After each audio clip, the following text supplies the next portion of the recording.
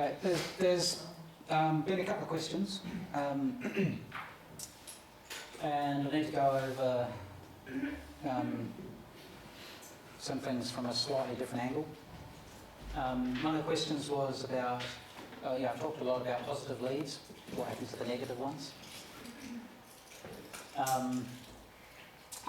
You'll see a lot of these types of diagrams in books. Personally, I've always struggled to understand them. But they can be quite useful once you have a basic understanding of where you're heading. So if we imagine, right arm, left arm, and for the purpose of this exercise, there's a common limb lead at the bottom. There's some people have a bit of a misconception that the fourth lead is actually a negative. It's not, it's an earth, so it basically doesn't exist. The three leads are quite often represented in this triangle form. In a lead 2, so this one here, your positive electrode is down here, or down here, doesn't really matter, down the side. And your negative is the physical one up here.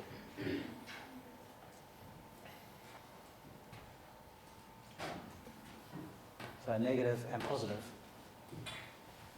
And your lead 3,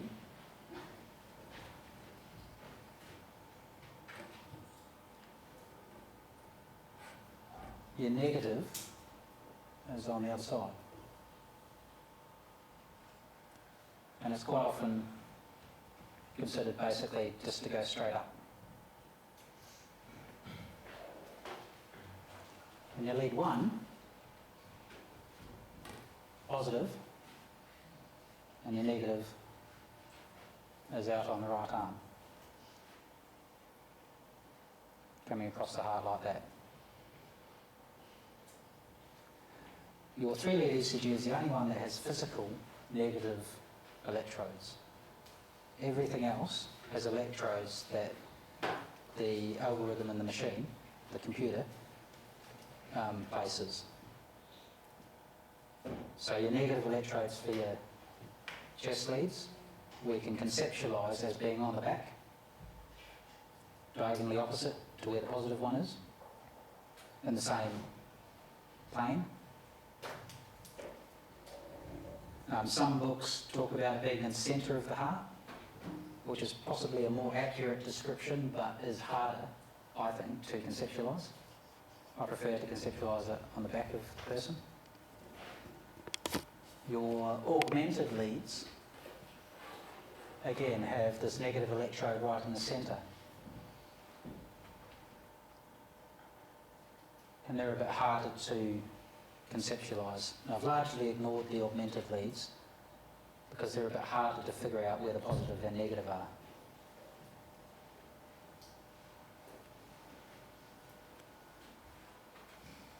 Does that make sense?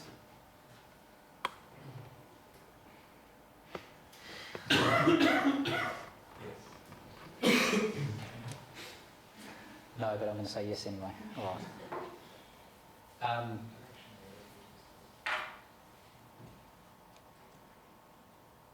Some people have asked me about the little pictures and popping those up, ones like that up onto Moodle. I don't think I can actually put those particular pictures on Moodle because I'm not allowed to republish copyright material. But what I can do is put up web links to the web page where I located them. Okay? There's also a very good website that has a lot of ECG stuff. Life in the Fast Lane, I think it is. There's a link to that on Moodle at the moment, and that has some very, very good ECG tutorials. Yeah, but ECG magazines. I hate that book. I was thinking of suing because ECG Made Easy. I tried reading it and it was not easy. Some people like it, some people hate it. Yeah. I'm pleased I didn't come out with one saying ECG for dummies because, I would have been confused by that as well. Yeah, some people like ECG Made Easy. There's a lot of different books out there that you can have a look at. We've got copies in the library. We've got, I've got my own copy of ECG Made Easy that I bought when I was a student and proceeded to read the first 3 pages of. There's a lot of YouTube videos that work as well. Okay. What I would say about most of them is if you get into it and within the first 30 seconds you start to become confused, stop. Because it's the wrong level for where you're at. If you can't... Sorry?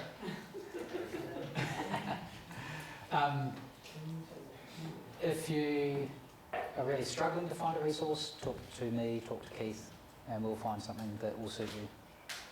Okay? So,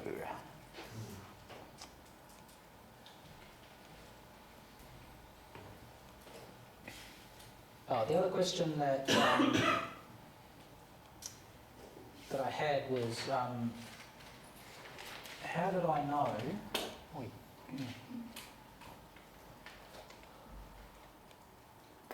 How did I know that my ECG before was actually a bundle branch block and not something different?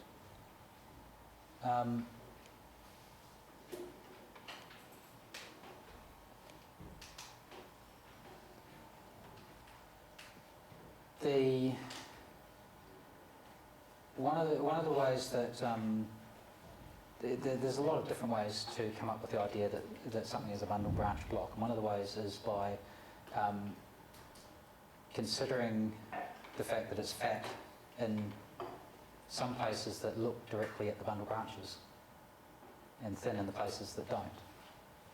So if it's fat in the places that are looking at it, there's a problem with conduction in those places, therefore it has to be some kind of a block, because a block is by definition a problem with conduction.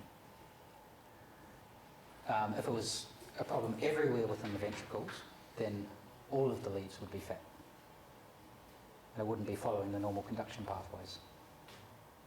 Does that make sense? So in a lot of ways I know it's a bundle branch block because I know it's a bundle branch block. And that's hard to understand. I know it's hard to understand, but the more you get used to looking at these ECGs, the more you get used to going, okay, what part am I actually looking at? Where's the problem? Therefore, what is the diagnosis? Because a bundle branch block is a diagnosis. It's not a definition. Yeah?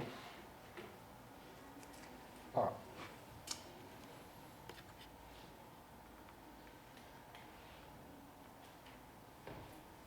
Now, for those of you who haven't come across all those different rules about, if the rabbit's ears are pointing this way, it's this, and for those of you who haven't come across those rules, can you understand why those rules have been developed by people over time? I can, because it's complex. It's hard to get your head around how to diagnose these things properly. Now, if you don't get your head around that, probably about 80% of the time you'll get by. You'll probably do your job okay. 20% of the time you might not, and you might be forgiven for that. But what I want to teach you is the framework for doing it properly.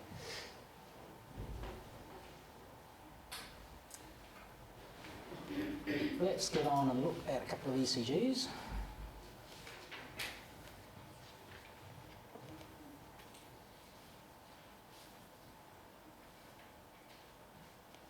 We'll just get these up.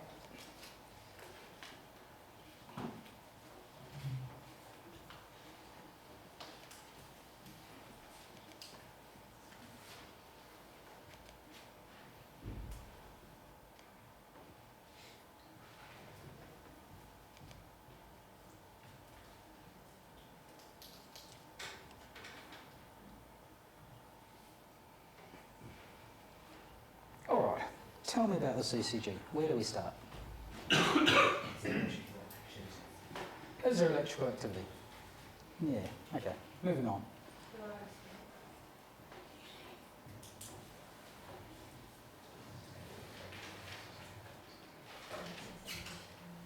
QRS rate?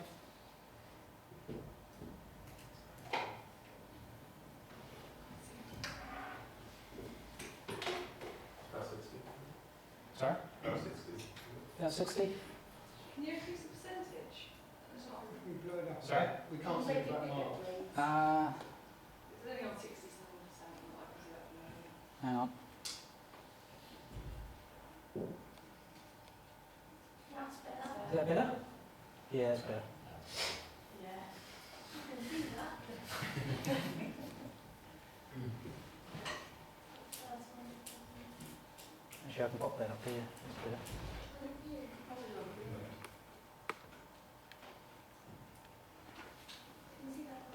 So rate out 60. Next.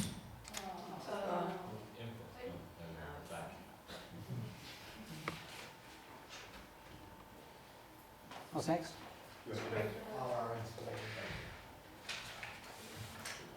Yep. QRS.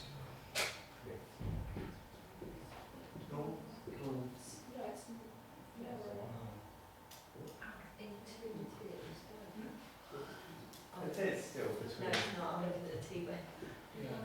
QRS is pretty close. Yep. Atrial activity.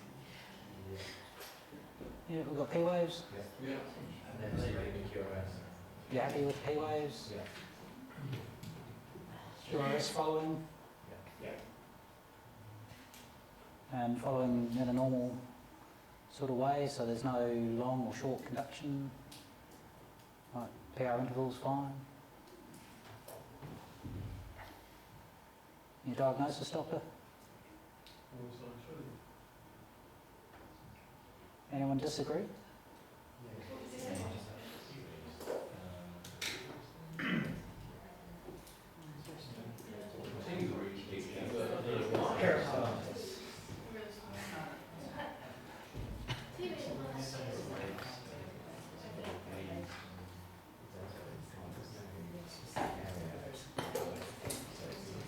So some people think that T wave being quite high in the chest leads? Yeah? Why would that be, do you think? Left atrial enlargement. Well, yeah, I mean, so stepping away from the diagnosis side, what's Slow down, sorry? It might be slow. Or it's going round and What's happening there in terms of the electrical conduction?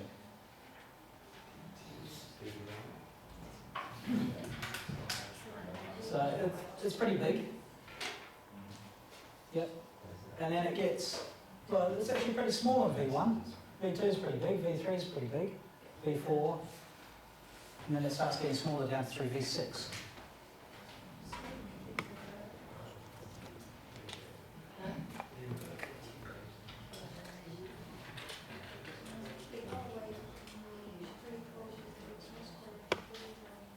So what are we talking about, a positive wave or a negative wave?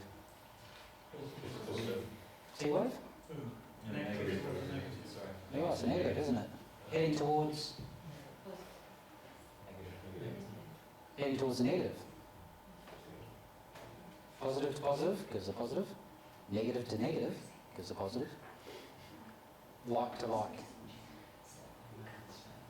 So it's heading towards your negative. For your V1, where is your negative? Yeah, we can conceptualise it opposite on the back. V2.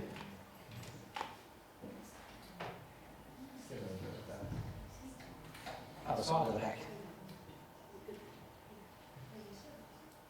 V3. V4, V5, V6. By the time we hit V6, we're right around the side, aren't we? So your repolarisation of your ventricles is strongest through V2 2, 3 and 4.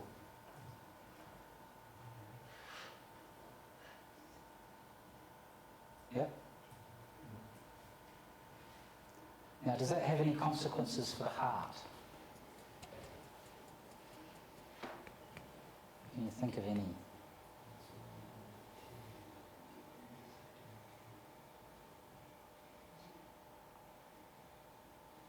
I can't really think of any, to be honest. Just resetting itself. It's not a muscular contraction. See the actual potential. Require more. Yeah, it might just be that heart.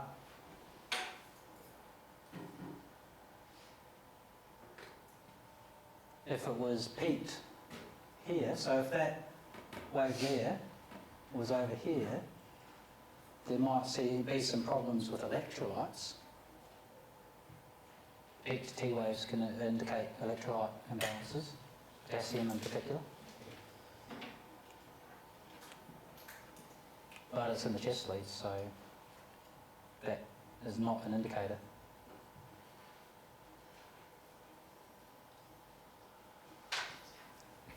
So what do you reckon it is?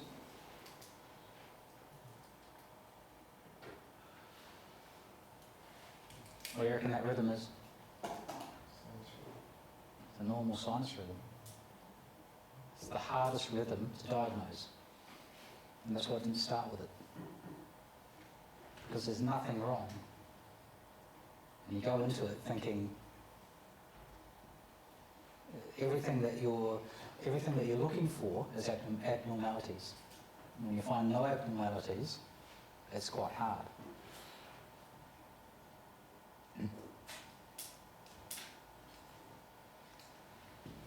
So have a look at that rhythm. Have a look at the fact that AVR looks upside down. Have a look at the way the transition happens in the QRS wave from V1 through to V6, and try to visualise why that's occurring with the movement of your point of view. So should we, at V3, that's pretty much the apex of that ventricle where the muscle is thickest, there'll be the most revitalisation. That's the best view of it. Yeah. So you've got the biggest revitalisation. So it's happening along that plane that those leads are looking at. Yeah? Makes sense. Yeah.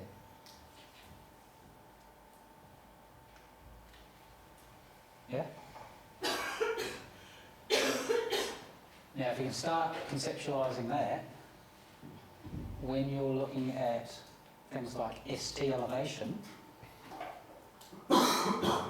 where you see that the strongest is obviously where it's more prominent, where it's happening the most. So if you see it more prominent in V2 than you do, say you don't see it at all in, let's go with lead 2, and you see it in V2, where's that infarct, where's that myocardial cell death happening? So it's not happening, you don't see it there, but you see it there.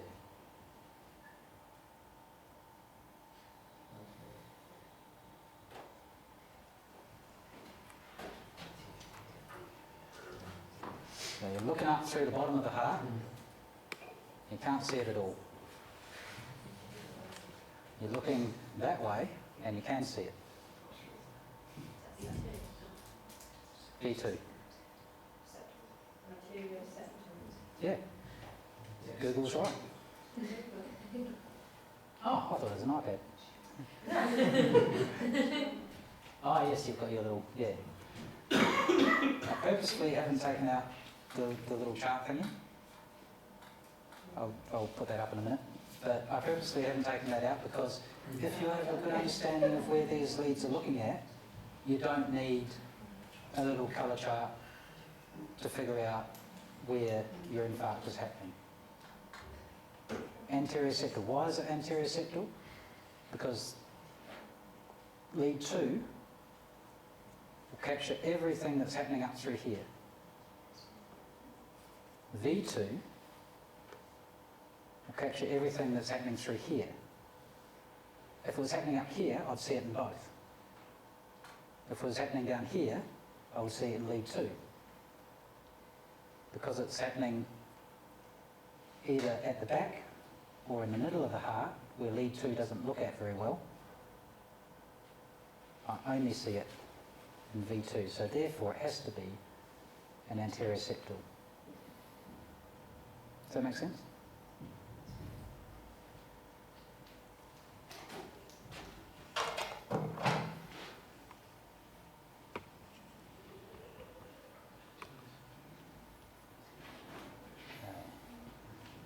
Let's bring up another one that we can learn a few things from.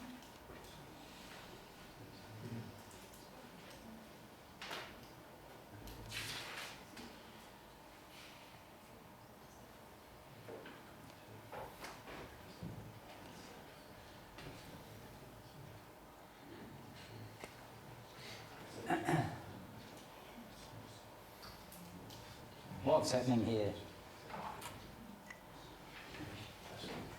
So I've got a 55-year-old male called up because he's suffering chest pain. When you show up, he looks pale as a ghost.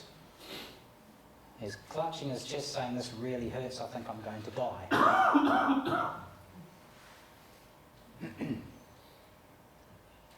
What are your thoughts?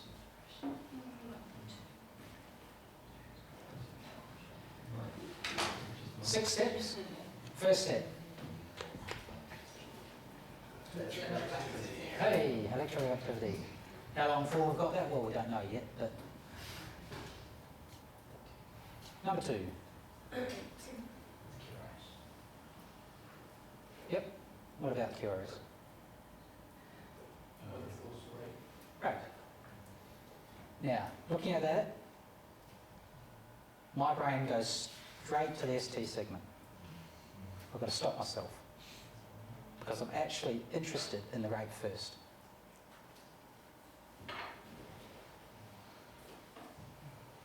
I'm actually interested in the stuff that's going to kill my patient before the ST segment, which will kill him in a couple of hours' time. Okay, so I'm interested in the rate. What is the rate? 72. Sorry? 72. About 72. I reckon about 71.3. Yeah, around the 70s is good. Maybe a bit quicker. Yeah. QRS complex. We're happy with it. Regular? Yep. Fat or thin? Thin.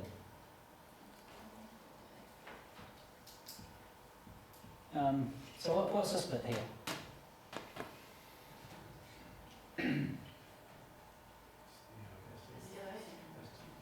So it's ST segment, is it? Yep. Sometimes it's not entirely clear, and sometimes you can mistake it for the QRS complex and call it fat.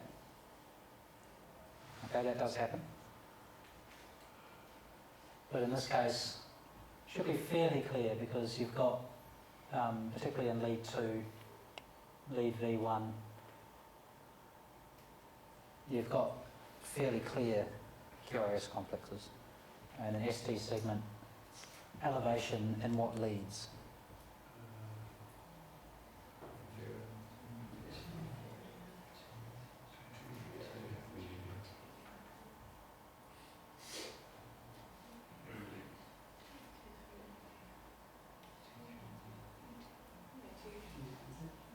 That's the 3. Sorry? That's not, no, that's the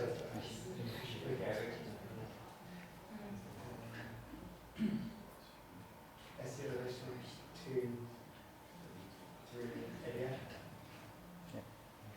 So So before we jump to ST segment, we just need to go back to our atrial activity. Is it present? Is it causing the QRS? Yes. Yeah. So now we can jump to our ST segment and have a look at that.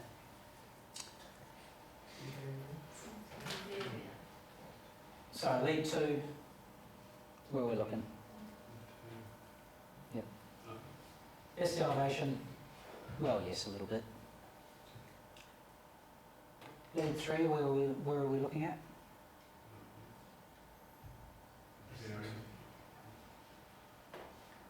Yep, so straight up. So rather than on the side, we're looking now a bit more around to the centre of the body. ST elevation, lead 3? Yeah. Lead 1? Depression. Okay, we'll come back to that. Let's go to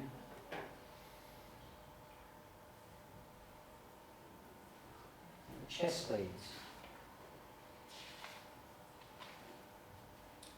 V1. Yep. V2. More depression. V3. Yep. V4. Slight depression. V5.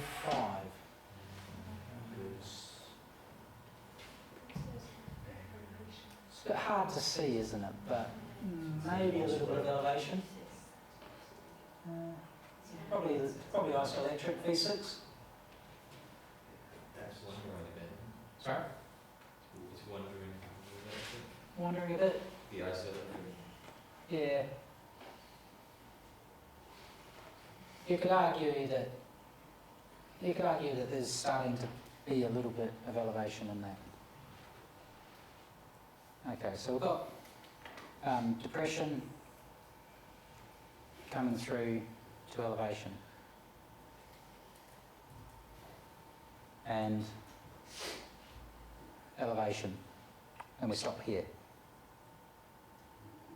What would you want to look at next if you could put any more leads on? Sorry? On the back? Well, we've got these that suggest there might be something around the back, so that's fair enough. What's another lead you can put on? V4R. V4R is very easy, isn't it? Whack on a V4R, and that will give you a look through here. I suspect you'd see elevation in V4R. Why do I suspect that? Because it's still pretty strong, and this is our last view as we come around here. It's still pretty strong. You don't. Well, V4. Yeah. Yep. So I suspect that we'd see elevation as we come around here. V1 is less depressed than V2. So basically it's rising as you're coming around here as well. So I suspect you'd start to see elevation, because I suspect the depression that we're seeing is a reciprocal change from its opposite lead. So if you looked at its opposite lead, you'd probably see elevation. It's not always the case, but I suspect it probably is. So if that's the case, where is this infarct happening? Yep, so left ventricle, and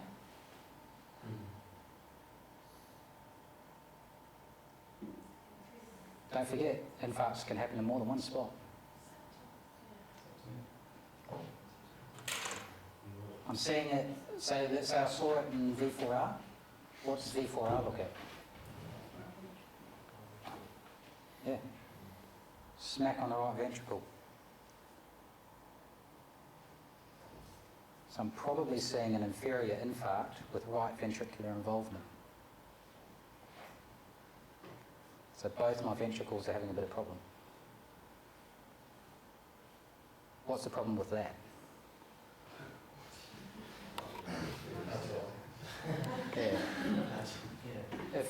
ventricle struggles, your right ventricle tends to compensate a little bit, at least, and provide some sort of blood movement.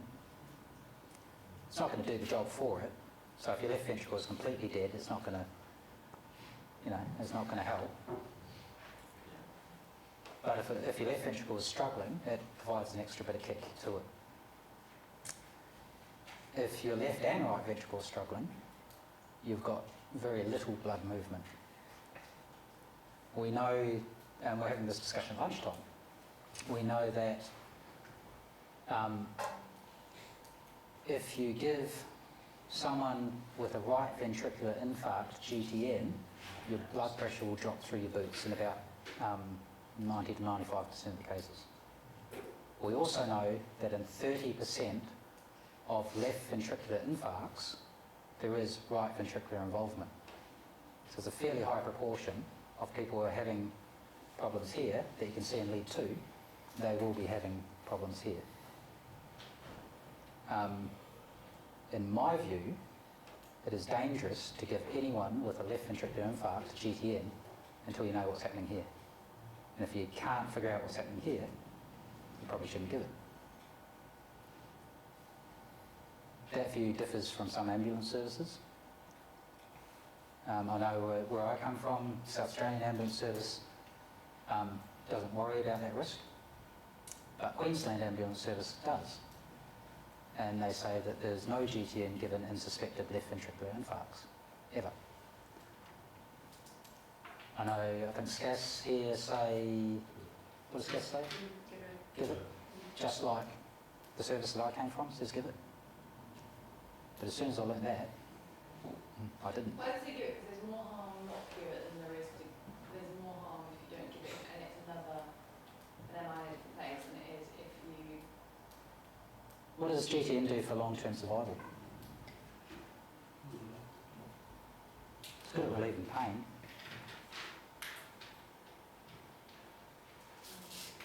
The thought is not much, basically.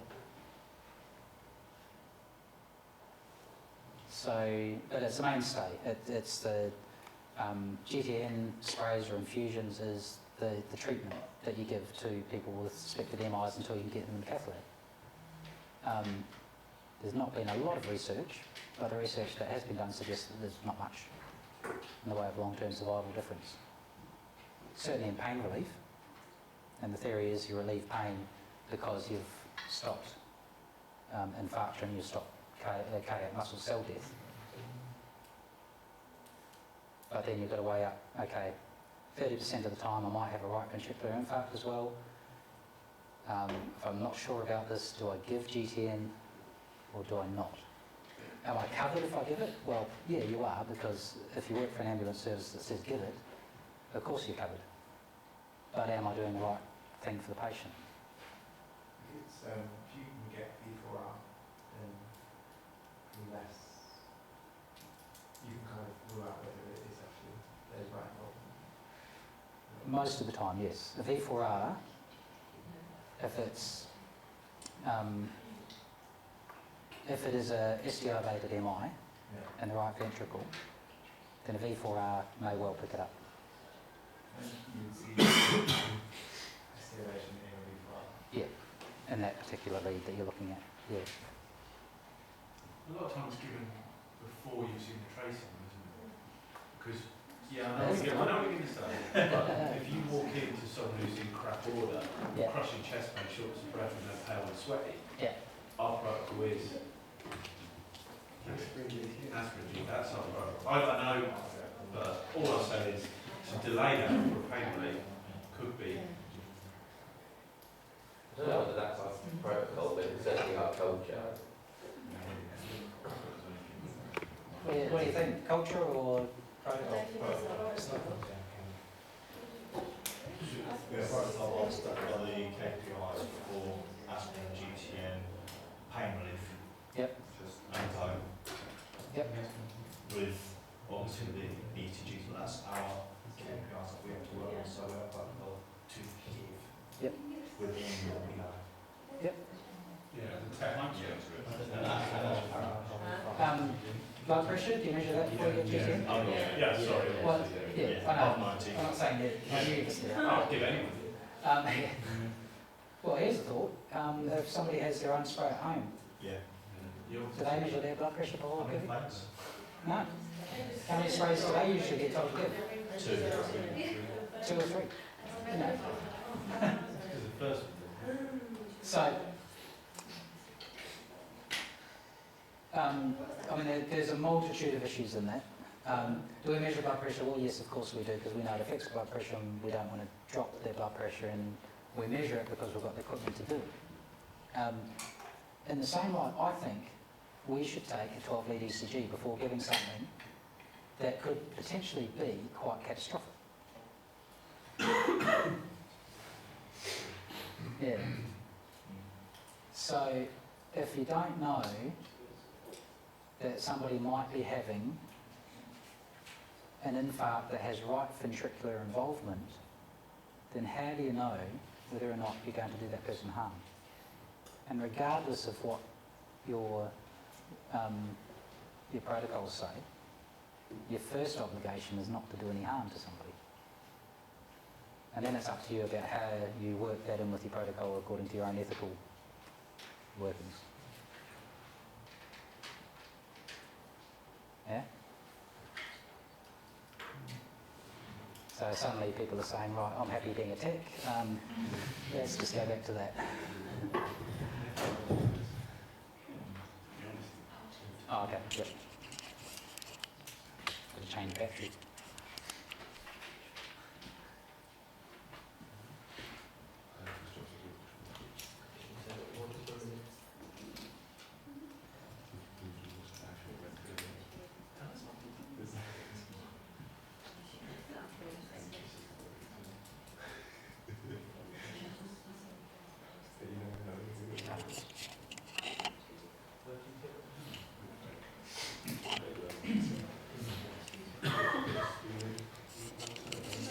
Oh dear, what's this one then?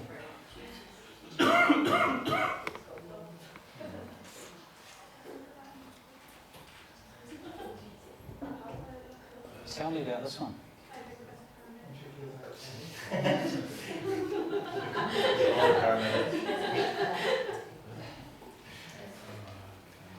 So somebody said VT?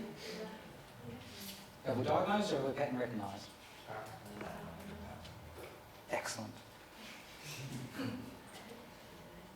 So, step 1. Yes. Step 2.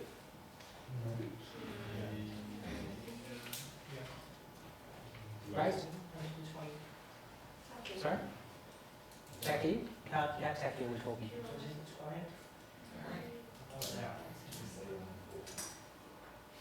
140? 120? Anything higher than 140? Okay, 150, 155? 160. Starting to get into a bidding war now.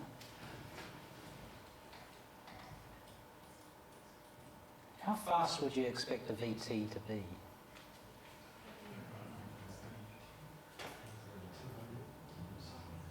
Pretty darn fast. Yeah. How fast is that?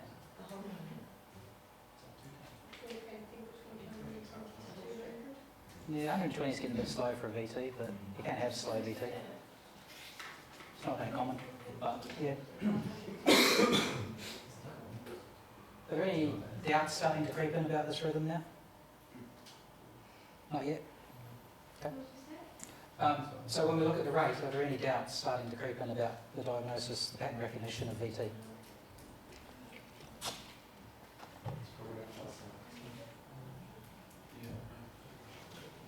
No, let's move on. QRS. That's wide. Is it uniform in its width throughout all the leads?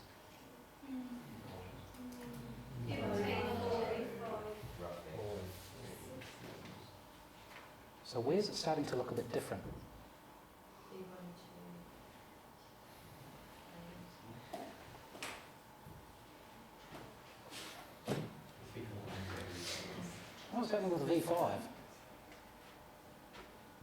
If you saw V5 in isolation, what would you think? Would you think VT?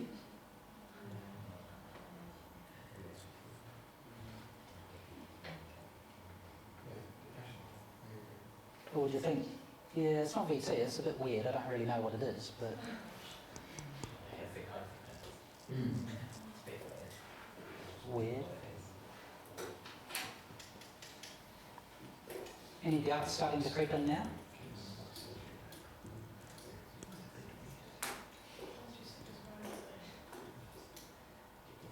Okay, so let's look.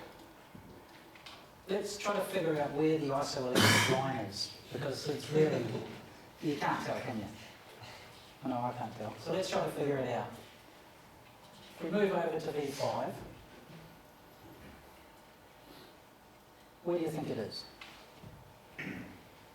So if we call that R, S, and broadly speaking a T,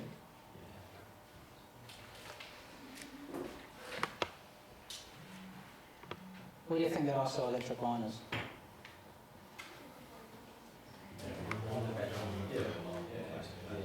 Yeah, about there. V6?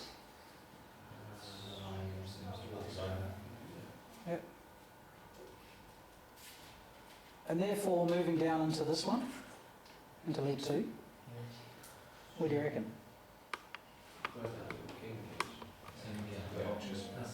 Yeah.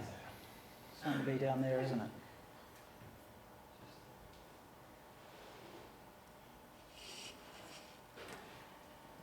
Move over into V2. Where do you reckon the isoelectric line is? Does look like it returning to the, Yeah, similar spot, isn't it? Okay, what are we starting to think of now? Who still is convinced it's VT?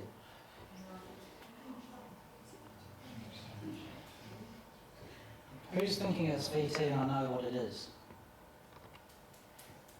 Who's thinking it's not VT and I know what it is? Who's thinking it's not VT and I don't have a freaking clue what it is? The other one is just I don't know what it is. And I don't know what it isn't. Okay, for those people who think it's not VT, why is it not VT? Explain it to the... Okay, we've got questions about the rate. It may not be fast enough, although there is such a thing as slow VT, but we've got questions about the rate. So that's a doubt. Anyone else? There is some element of a pattern there, V5, V6. There is some organisation in there. Yeah.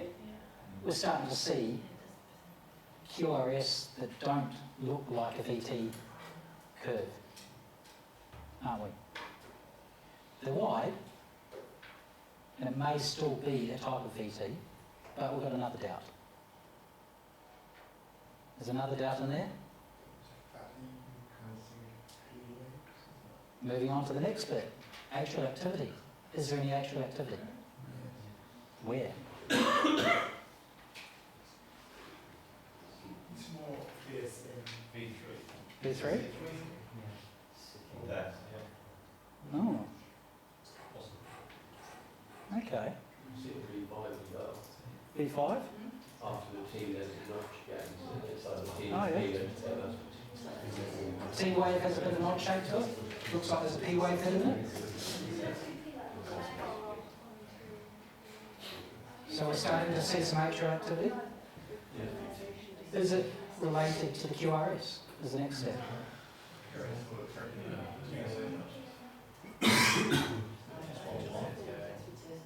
Yeah. So it's 1-to-1, isn't it? It appears to be causing the QRS. And we've got evidence of it in a couple of leads.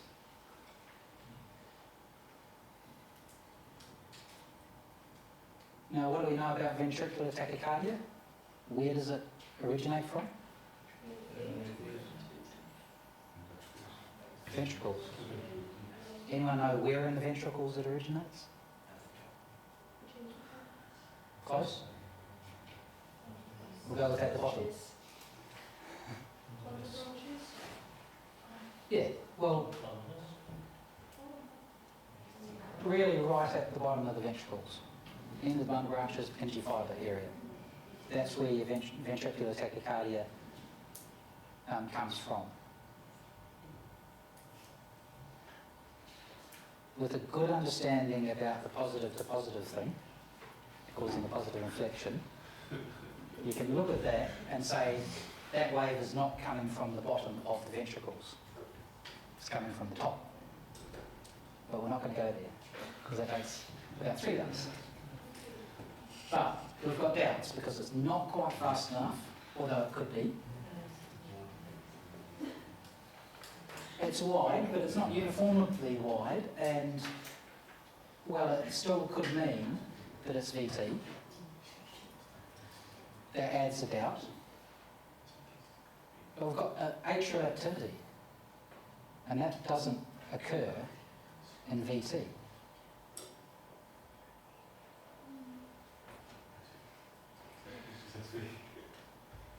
And it definitely doesn't, atrial activity doesn't result in QRS complexes in VT. Because ventricular tachycardia is ventricular in origin. You don't get P wave followed by a QRS. So, we've got a P wave related to QRS. It's not VT. What else can it be? Sorry? SVT tends to be a narrow complex. No. Is it a left branch? Technically speaking, you're right, because it's a tachycardia from the sinus. No. Technically speaking. But I think that was a guess. Someone mentioned a bundle branch. Yeah. Yeah. This is a very complex bundle branch block with a with another fascicular block thrown in for good measure.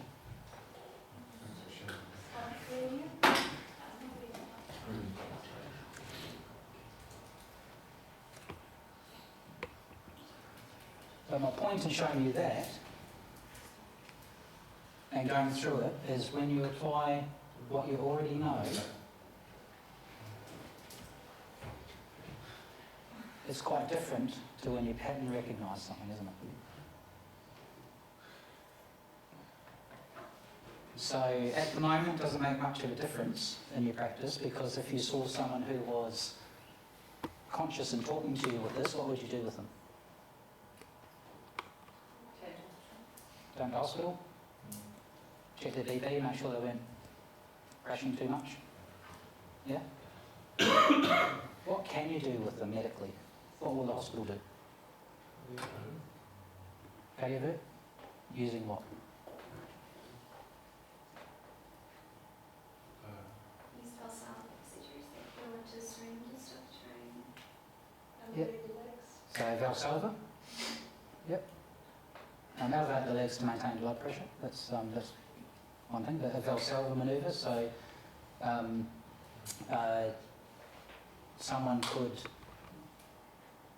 someone with a tachycardia, particularly a SVT, could revert because they put pressure on the vagus nerve, which is the major nerve, to slow them down, and the hope that the heart will reset itself essentially.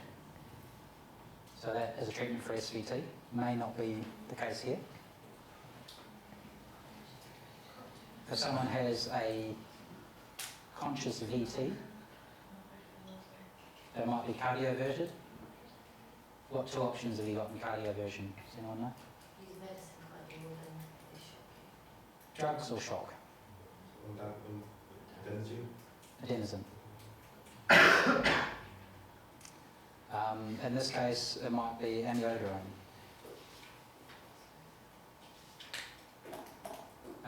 Cardiovert using a shock is usually the primary choice, and in a lot of ambulance services around the world, that's what they do. So if you're compromised, you've got low blood pressure, you have a conscious VT, paramedic will turn up, diagnose it on 12-lead ECG, give them some morphine mixed with midazolam so that they feel little pain and forget that they've felt any pain anyway. and then they'll give them a bit of a timed shock. So they'll use the synchro setting on your monitor, and it will give them a small shock. Yep. Heart resets itself, everyone's happy. Occasionally, heart resets itself into a systole, and not too many people are happy.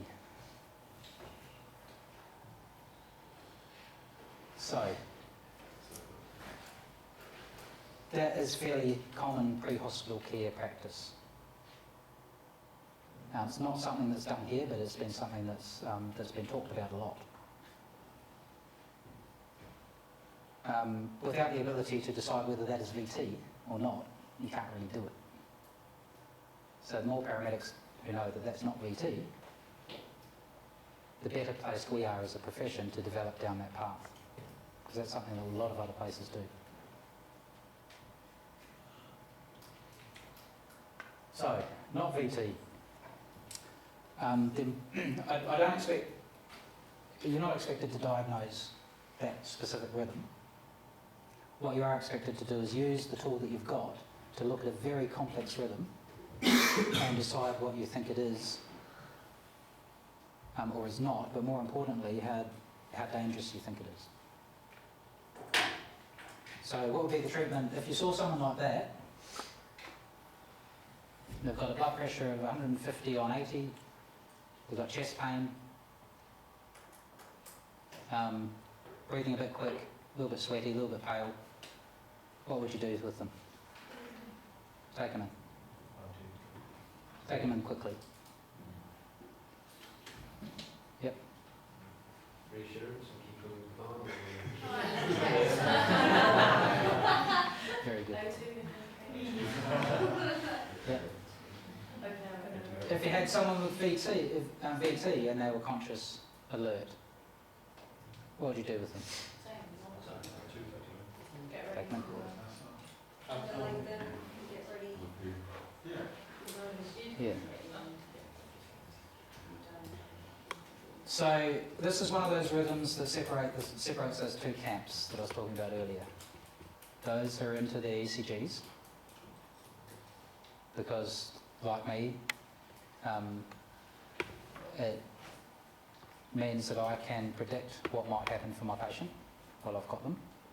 And it also means I can develop into areas that aren't current standard practice, but may well be in the near future. And those who say, well, it doesn't make one iota of a difference to the way I treat a patient. So there's no point in spending my brain power learning how to do all of this. Yeah. I understand why it's not VT. Yeah. But how have you decided it's a underbranch and what size is the underbranch? Well, it's a complicated bundle branch, so I haven't really gone into that. But, No, but are you decided it's a bundle branch because it's not a VT?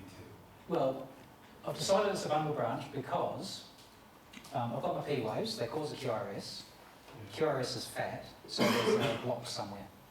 And that's And so the block can either be a bundle branch or there's fascicular blocks. There's a few other different types of blocks that aren't technically bundle branches. So it has to be some problem with conduction below the AV node that's causing that wide QRS. And how are you going to decide which size? In this one, very, very difficult. In this one, I'm going to go through and start looking for patterns. So in this one,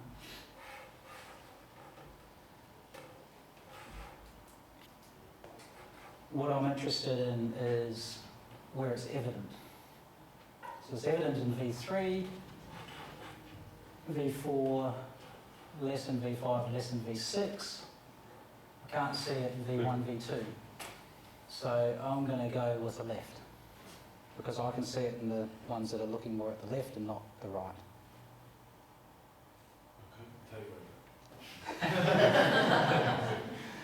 And that's why I can go through it with you guys.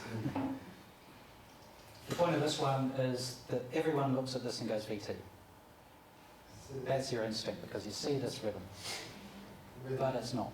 Rhythm size and carry with left on the block. and I think it's a left vesicular block, but don't worry about it. Is it the axis deviation as well?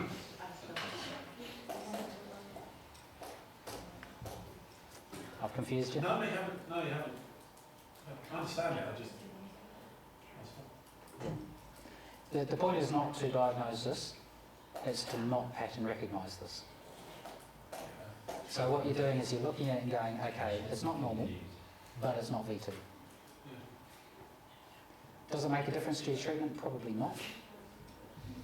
But it does make a difference to your, I don't know what you call it in the UK, we call it pucker factor. Yeah, so it's whether or not you need to change your underwear at the end of the shift. It makes a difference to the way the job runs, your confidence, your ability to reassure the patient with a knowledge basis rather than a guess basis. And the patient who climbs in the back of your ambulance before your open door saying, I'm going to die, needs a bit of that sort of reassurance, not just it'll be all right, but they need to see you doing your job in a professional manner, and they need to see you knowing what you're doing.